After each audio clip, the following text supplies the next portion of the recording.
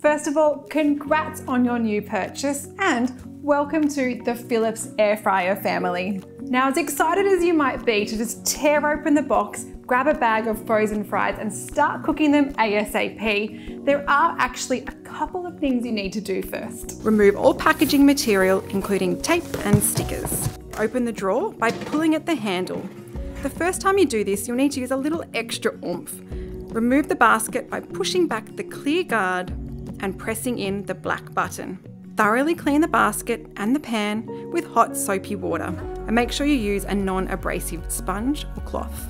You can also clean these parts in the dishwasher. Wipe the inside and outside of the appliance with a moist cloth. Now place the basket back in the pan and then slide them back into the air fryer. Now you're almost ready to air fry those chips. Place the appliance on a stable, horizontal and level surface. You're best to leave at least 10 centimetres of free space at the back, on both sides and above the appliance. Plug in the cord and then turn on at the power point.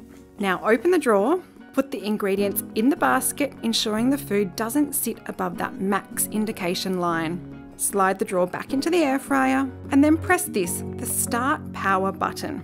On the touch screen, press the temperature arrows up or down until you've reached the desired temperature. Do the same with the timer arrows until you reach the desired cooking time. Press the timer increase or decrease button longer to put the time forward or backward more quickly. Press the start pause button to start the cooking process.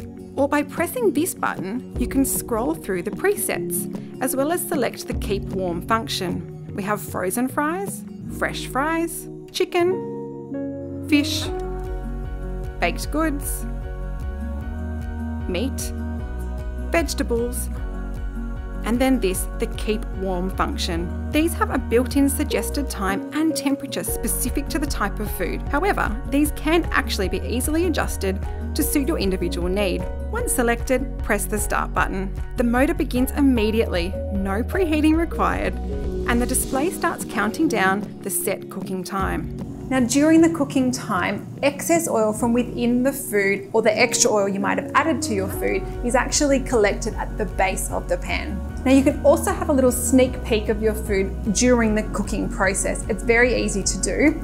We just open the drawer and automatically that motor will switch off. We can have a look, check on it, and then as soon as we want to close the drawer, the motor again will start up and cooking will continue. When the appliance starts to beep, the set cooking time has elapsed.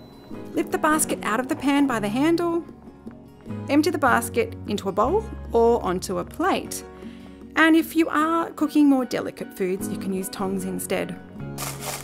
Then simply serve and enjoy.